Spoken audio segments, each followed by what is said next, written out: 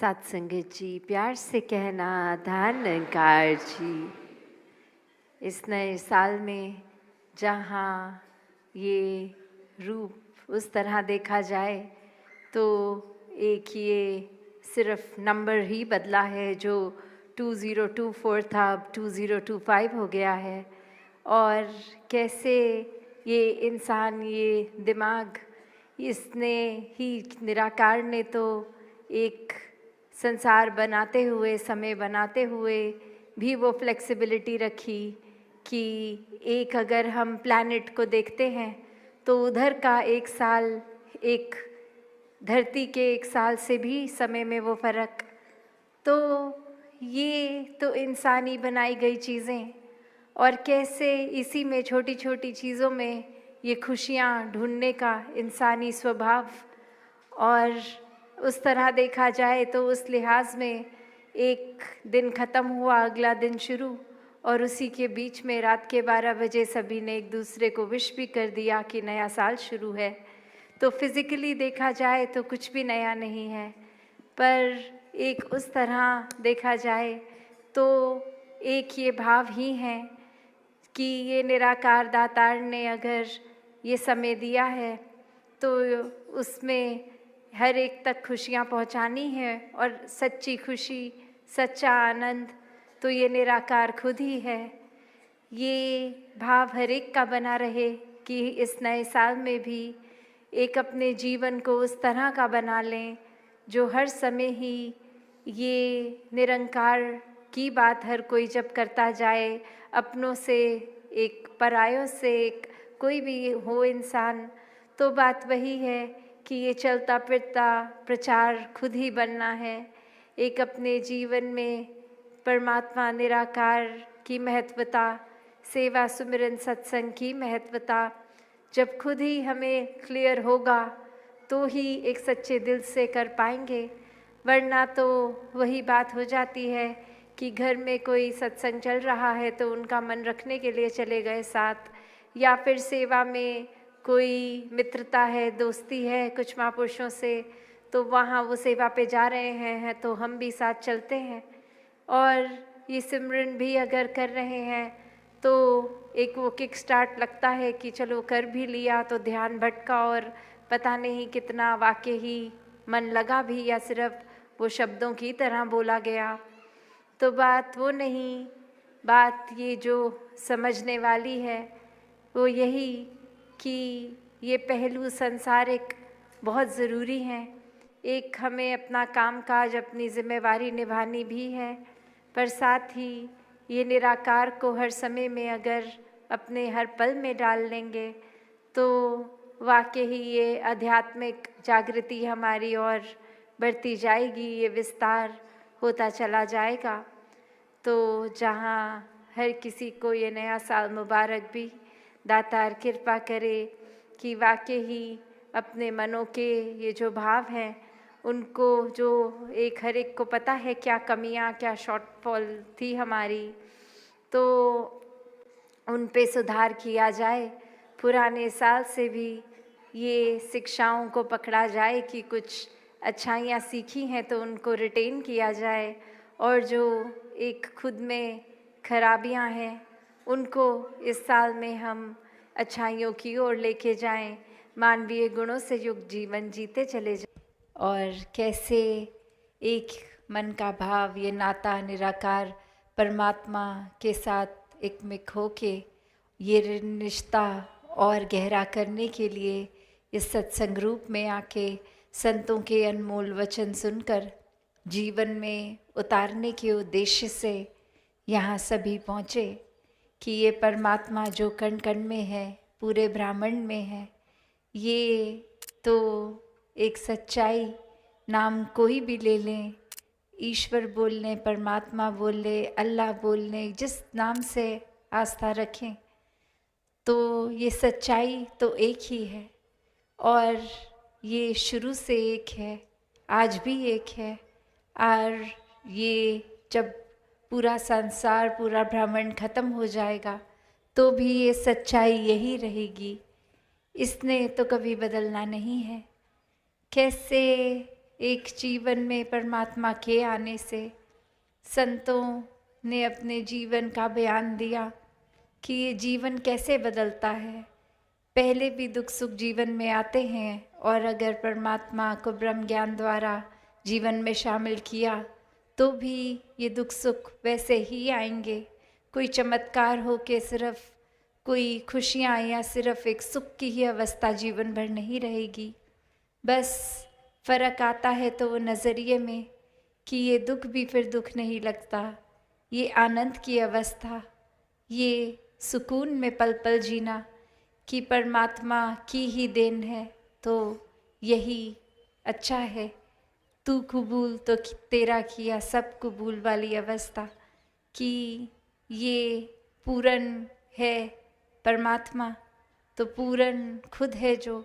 उसका फिर कुछ भी हमारे हिस्से जो आया उसके द्वारा तो फिर वो पूर्ण क्यों नहीं होगा।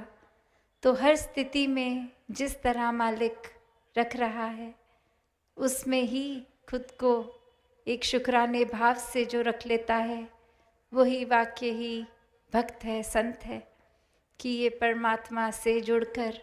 हर पल में इसके साथ ही जुड़े हैं तो महत्वता है। वरना तो जिस पल इसको भुला दिया, विसार दिया तो यही इंसान जो एक बहुत ही हम्बल है, बहुत ही करुणा में समर्पित रूप में, वही कैसे मिनट नहीं लगता कि अहंकारी इंसान बन के दूसरों को नीची दृष्टि से और खुद को ऊंचा देखने लग जाए। तो बात वही कि ये जब परमात्मा एक है तो इसकी रचना भी इसी की तरह पूर्ण, और हर एक का चाहे स्वभाव अलग, चाहे हम वो कुदरत में भी देखें कि जो पेड़ का स्वभाव है छाया देना, फल देना, ऑक्सीजन देना, वो नदी का तो स्वभाव नहीं है। नदी का तो काम बहते जाना है, एक सूरज का काम रोशनी देना है। ऐसे हर चीज़ जो भी इस परमात्मा ने बनाई है उसको अपने निर्धारित काम से जोड़ दिया। तो और हम ये तो नहीं कह सकते कि एक बादल का स्वभाव आग के स्वभाव से तो बहुत अलग है। उसी तरह अगर इंसान भी हैं तो किसी का स्वभाव अलग हो सकता है, किसी का अलग। हर कोई हमारे हिसाब से अपने जीवन को तो नहीं चला सकता। तो हर एक की ये जो अलग यूनिकनेस है उसको अक्सर इंसान भेदभाव के रूप में देख लेता है और नफ़रत के कारण बना लेता है कि ये इंसान ये करता है तो मुझे ये चीज़ तो पसंद नहीं है, तो इस इंसान के प्रति भाव मेरे एक नफ़रत, चलो अगर भारी शब्द भी है, एक ज़्यादा गहरा शब्द है, तो अक्सर वो नापसंदी शब्द को भी अगर ले लें कि ये इंसान थोड़ा समझ नहीं आता, ये इंसान थोड़ा अजीब लगता है, ये इंसान थोड़ा पसंद कम है, तो भी भाव वही कि कैसे एक परमात्मा की ही रचना है, वो अपने स्वभाव अगर अलग रखते हैं तो ये कोई बुरी बात भी नहीं कि हर किसी का अपना स्वभाव है। हर कोई अगर हमारे जैसा ही होगा तो फिर एक वो किसी से हम क्या सीखेंगे, या अपने जीवन में अगर हम सब एक दूसरे की कार्बन कॉपी ही बन जाएं तो बात वही कि परमात्मा में जहाँ हर एक में एक अलग यूनिकनेस दी है, एक अच्छाइयाँ भिन्न भिन्न दी हैं, टैलेंट्स अलग अलग दिए हैं, तो वही बात कि जैसे एक की खूबी कुछ है तो दूसरे की कुछ, हर एक में हर खूबी नहीं, तो उसी तरह हर एक में सारे नुक्स भी नहीं हैं। तो ये नज़रिया हमारा क्या है, हमने क्या चुनना है, हमारे आगे तो ये पूरा ब्रह्मांड है कि इसमें से अच्छाइयाँ चुन लें। एक सिखलाइयाँ जो इस परमात्मा ने चाहूँ और रखी हैं वो हम क्या चुनते हैं, और सिर्फ एक हमारी नज़र क्या पकड़ रही है। क्योंकि जहाँ अच्छाई है और बुराई है तो हमारी नज़र वो इंसान के किरदार की बुराइयां कमियों को ही देख रही है, या उस इंसान के अंदर क्या अच्छा है उसको देख रही है, या फिर एक इंसान को हमने यूं ही मान लिया है कि ये तो बुरा है, इसके सारे काम ही बुरे होंगे। नहीं, वो इंसान कई मायनों में हमसे ज़्यादा खूबियाँ भी रखता है। ये नज़रिया हम अगर परमात्मा जीवन में है तो ही देख पाएंगे, वरना तो उस इंसान की लाखों खूबसूरतियों के बावजूद एक कुछ भी अच्छाई ग्रहण नहीं कर पाएंगे। तो एक जीवन में आए हैं तो सीखने के लिए आए हैं। हर पल ये एक शिक्षा किसी भी रूप में मिल रही है तो उसको अच्छाई को पकड़ना है, वरना जिस पल ये समझ लिया कि हमें सब कुछ आता है तो वो एक सोच हमारे खुद के पतन के लिए है। खुद ही गिरावट का रास्ता बनेंगे हम अपने लिए स्वयं, जब यही लगेगा कि हमसे बेहतर तो कोई नहीं, हमसे ज़्यादा किसी को नहीं आता। तो बात वही कि ये दास बनने की बात एक गुरुओं ने, पीर पैगंबरों ने, संतों ने समझाई कि ये दास मन से बनना है, कि ये सेवा भाव, ये समर्पित भाव सिर्फ परमात्मा के ऊपर ही नहीं, ये परमात्मा के बंदों के लिए भी वही भाव कि एक जब भी अक्सर देखते हैं कि सेवा का जब रूप बनता है तो अगर उस समय हम अपने अंदर ही अकड़ रख लेते कि हम किसी के एक चरणों में क्यों अपना सर टिकाएं, या हम किसी के एक जूतों की सफाई क्यों करें, किसी को भोजन रूप या इत्यादि अनेकों किसी रूप में भी जो मानवता की सेवा कर रहे हैं, तो बात वही आ जाएगी कि मन को ही विनम्र नहीं किया तो फिर ये भक्तों वाले गुण कैसे मन में घर करेंगे। भक्तों वाले गुणों को एक ग्रहण करना है तो वाकई ही ये जो गुण जहाँ से शुरू हो रहे हैं, जहाँ से उपज है उनकी, तो वो गुण ये परमात्मा स्वयं ही, और